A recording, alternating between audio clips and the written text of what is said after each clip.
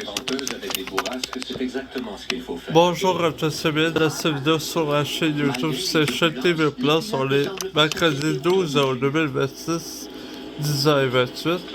Pour regarder des rebondissements fatals, saison 14, épisode 5. Approche stable est un appel que de plus en plus de transporteurs ont ajouté à leur consigne d'exploitation. Parce que généralement, c'est quelque chose de bien compris. N'oubliez pas de vous abonner à la chaîne YouTube en activant la cloche pour rien manquer. Je compte tout sur vous. Salut, hein? Ouais. Il plaisantait encore une minute. On dirait que tout va bien. L'enregistrement nous a appris qu'ils étaient très détendus et qu'ils se taquinaient. Selon moi, les courants atmosphériques étaient si forts qu'ils avaient l'impression de participer à un rodéo, comme des cow-boys sur un cheval sauvage. Ensuite, la voix automatisée de l'altimètre fournit un indice important aux enquêteurs.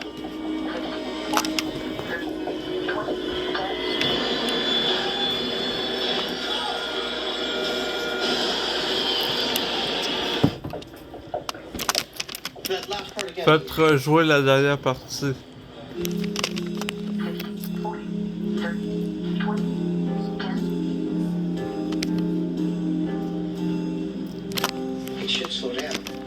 Ça devrait ralentir. 30, 20, 10. En cours d'approche, le pilote peut juger de sa vitesse verticale de descente par la cadence de ses appels. Normalement, on a 30 mètres, 15 mètres, 10 mètres, et en arrivant à 3 mètres, la cadence ralentit davantage. Si les appels sont très rapprochés, la descente est trop rapide. L'enregistrement apprend aux enquêteurs qu'étrangement, l'avion n'a pas ralenti sa descente. Au contraire, il a poursuivi sa course à grande vitesse, ce qui explique son atterrissage brutal. Mais pas son écrasement. Une question essentielle demeure. Pourquoi les pilotes n'ont-ils pas ralenti leur descente? Pendant qu'ils se préparent à analyser les données du vol 80 de FedEx, les enquêteurs explorent une nouvelle piste à Tokyo. Voyons ce que ça dit. Une deuxième caméra de surveillance a capté une série de photos de l'atterrissage fatal. La caméra était réglée pour prendre 4 images par seconde. Avec de la chance, l'une d'elles révélera pourquoi l'atterrissage a été si catastrophique. En regardant les images, on a très bien vu la façon dont l'avion est arrivé sur la piste. Les photos de surveillance étaient plus précises et plus utiles que les récits de centaines de témoins. 30 feet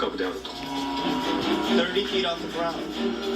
Looks like he's straight and level. Stable. Stable. Stable. 20 feet. 20 feet. And still stable. On veut que l'avion soit parallèle à la piste quand il touche le sol, avec les ailes Ex-pilote à l'horizontale FedEx. autant que possible. C'est la position recherchée. Everything looks fine. But in a split second, he hits a runway hard enough to bounce. Les photos montrent en détail ce qui s'est passé sur la piste 34L. Mais elles ne font pas la lumière sur la cause de cet atterrissage brutal. We're missing something here.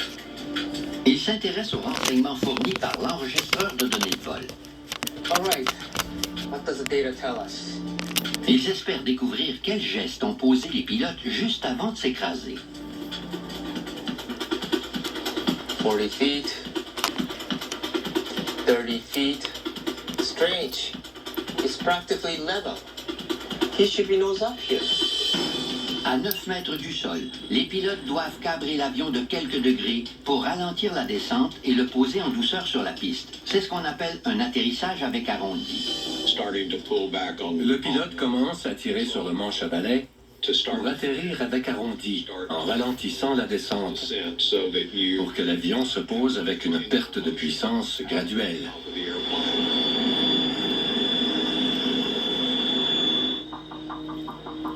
À 7 mètres et demi du sol, le pilote n'a toujours pas effectué cette manœuvre. He starts a flare here. But it's only 2 seconds from touchdown. He's too late. Les pilotes exécutent la manœuvre d'arrondi à 6 mètres du sol, si tard que l'avion est encore cabré quand il s'écrase sur la piste. That explains why they were dropping so fast. Un arrondi effectué au moment opportun permet à l'avion de se poser en douceur. En retardant son exécution, les pilotes ont descendu beaucoup trop rapidement.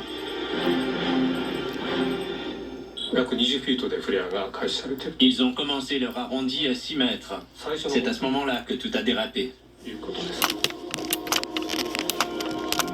seconds from touchdown, he's already behind the game. Let's see how he got there. Le taux de chute était élevé et on se demandait pourquoi le pilote n'avait pas réagi plus rapidement. Pour tenter de répondre à cette question, les enquêteurs examinent une étape de vol précédente, les derniers 300 mètres de l'atterrissage. This is where things start to get hairy. Right up, left down, right up, left up.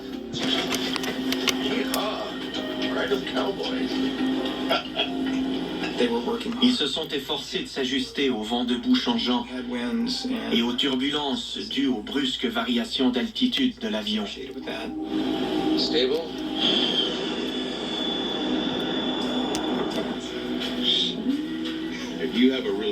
Quand un puissant vent debout souffle sur la piste dans la direction opposée à l'avion, et que ce vent faiblit subitement, on a l'impression que l'avion tombe dans le vide. L'écoulement d'air au-dessus des ailes est ralenti. Le MD-11 se dirige vers la piste à plus de 300 km/h, en perdant environ 4 mètres d'altitude par seconde.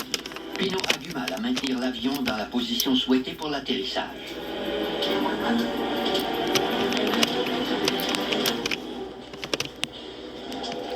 Just when they need power, the engines go to idle.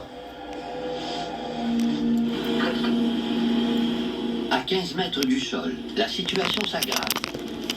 Les automanettes du MD-11 sont programmées pour passer automatiquement en mode ralenti à 15 mètres. C'est parfait par temps calme. Mais cette fois, la perte de puissance provoque une descente encore plus rapide de l'avion. Avec un tel taux de chute, ils avaient encore besoin de puissance à 15 mètres, mais ils n'ont pas remis les gaz. En raison des vents violents, Pino aurait dû augmenter la poussée pour contrôler son atterrissage. Pino réagit à peine 1 seconde trop tard. Il cabre l'avion pour commencer son arrondi. Mais la descente est trop rapide. Dans des conditions aussi venteuses, le pilote a la responsabilité d'actionner ses manettes en ignorant les automanettes pour s'assurer qu'il a suffisamment de puissance pour contrôler sa vitesse verticale de descente sur la piste. Tout comme à Newark, le vol 80 heurte la piste à une vitesse de descente 2 fois plus rapide que celle recommandée. They both botched the flare. They both hit hard. See,